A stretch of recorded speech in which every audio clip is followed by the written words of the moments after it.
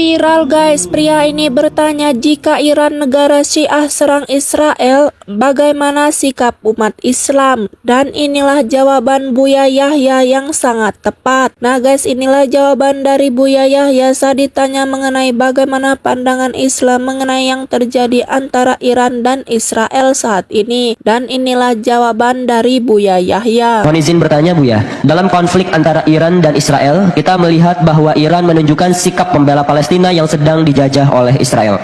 Namun di sisi lain, kita juga mengetahui bahwa Iran mayoritas menganut paham Syiah yang berbeda dengan Ahlus Sunnah. Dalam situasi seperti ini, bagaimana seharusnya sikap kita sebagai Muslim Ahlus Sunnah? Apakah kita boleh mendukung langkah Iran karena membela Palestina? Ataukah ada batasan dalam memberikan dukungan terhadap kelompok yang berbeda akidah? Mohon nasihat Buya agar kami bisa bersikap bijak dan sesuai syariat. Jazakumullah khairan. Terima kasih. Wassalamualaikum warahmatullahi wabarakatuh. Perbedaan urusan keyakinan ini berbeda. Hari ini bukan waktunya kita bicara itu. Dan kita sudah terlambat. Bersama-sama meyakini bahwasanya Israel adalah musuh kita bersama. Dan dia telah menodai kemanusiaan. Bukan sekedar urusan agama. Sehingga siapapun yang ingin membela Palestina hari ini, maka tentu harus kita dukung bersama. Sekarang dukungan keluar bukan dari orang yang mengaku Islam saja. Di luar Islam pun banyak dukungan untuk orang Palestina. Yang jelas kita ingin memberikan pelajaran kepada dunia. Biarpun dimulai dari niat kita dan kemampuan kita semampu kita untuk memberitahu orang-orang zalim seperti orang-orang yang ada di Israel. Orang Israel itu adalah harus dihentikan. Sudah cukup sampai di sini. Apakah nanti muncul orang dari Iran? Atau nanti muncul dari Inggris? Atau mungkin dari Cina? Selagi untuk menghancurkan kezaliman kepada kemanusiaan, mereka adalah pejuang dunia. Seperti itu.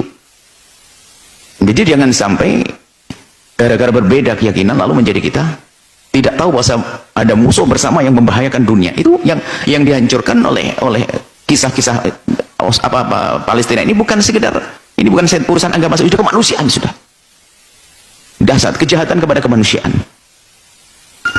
Makanya sebaliknya aneh sekali. Sekarang orang berbondong-bondong membela, bukan orang Islam saja, dan mereka orang punya nurani itu. Mereka bukan atas dasar keimanan, nurani. Ini bukan masalah keimanan lagi, nurani, batin manusia hidup hatinya. Ini terlepas dari urusan agama. Biarpun di sana ada unsur agama ada. Tapi terlepas dari itu bahwasanya hati, batin, nurani. Makanya hari ini kalau ada orang tidak pernah sedih dengan kasus Palestina, tidak pernah tergerak untuk membantu Palestina, bahkan mungkin ada action juga, malah gayanya membela yang musuh Palestina. Nah, ini kan aneh sekali. Hatinya di mana? Bahkan guyonan di saat berbicara tentang Palestina dan seterusnya. Palestina harus kita bantu, kita tolong. Dimulai dari panjatan doa dengan harta kita, dengan upaya apa yang bisa kita mampu. Nah.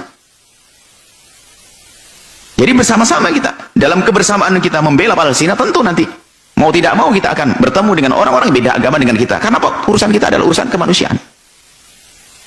Kalau seandainya kita tidak menginginkan ada negeri yang diganggu oleh negeri lain, anggap saja misalnya nanti kok tiba-tiba, misalnya Cina, kok tiba-tiba diserang dengan zalim oleh tidak tahu satu negeri mana, satu bangsa mana, ya kita harus bela juga. Britania Inggris misalnya apa? Tiba-tiba diserang dengan zalim, kita nggak boleh diam. Itu adalah batin kita. Apalagi kita seorang iman, seorang manusia saja mengerti itu. Apalagi orang yang beriman mengaku dia berasyhadu an la ilaha illallah, asyhadu anna Muhammad Rasulullah.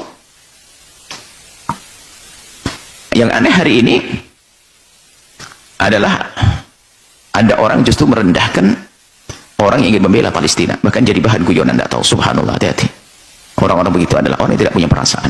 Akankah dia Anda izinkan hidup bersama Anda, bersama keluarga Anda, bersama lingkungan Anda?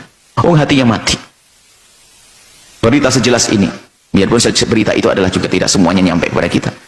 Bisa jadi kalau kita mendengar secara utuh, secara sempurna, lebih dahsyat lagi. Itu adalah berita yang benar tentang Palestina, pembantaian Palestina, kezaliman pada Palestina. Seperti itu. Makanya mengherankan adalah mereka-mereka yang subhanallah atas nama Islam kadang-kadang mengaku Islam, malah guyonan, naudzubillah, subhanallah. Bahkan Anda ini kalau simpati dengan orang begitu, Anda ini bermasalah. Simpati dengan orang yang menjadikan Palestina bahan ejaan, atau tidak menganggap di situ ada pelanggaran, bahkan jadi bahan guyonan, Anda itu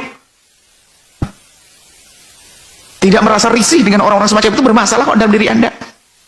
Masa bagaimana Anda melihat orang yang tertawa di balik musibah, kok Anda masih tenang-tenang saja? Loh, Anda ini siapa? Saya tidak bicara tentang mereka yang tidak punya hati nurani itu. Saya bicara pada Anda yang selama ini punya hati, mengaku punya hati nurani. Apa perasaan Anda mendengar Palestina semacam ini? Hanya ke diri Anda sendiri. Adapun nanti jika ada berakidah firqah Islamiyah, bahkan agama-agama lain mendukung, ya itu sama-sama, itu tugas bersama untuk membebaskan kezaliman kepada kemanusiaan di Palestina. Ini tugas bersama, dan itu tugasnya manusia yang merasa diri adalah manusia yang punya nurani, punya batin. Baru nanti bedanya kalau seorang muslim punya tingkatan lagi, di samping karena ada urusan batin, nurani, kemanusiaan, ada. Kita adalah manusia karena Allah, kita orang beriman karena Allah Subhanahu wa taala. Ini karena Allah Subhanahu wa taala, tentunya lebih dahsyat lagi. Jadi keimanan kita justru untuk menuntut kita untuk membela Palestina semampu kita, sedahsyat, sekuat-kuatnya, sebanyak-banyaknya, sebesar-besarnya, seperti itu. Jadi siapapun yang hari ini punya jasa untuk kemanusiaan di Palestina, maka tidak boleh kita tidak mendukungnya. Kita harus bersama-sama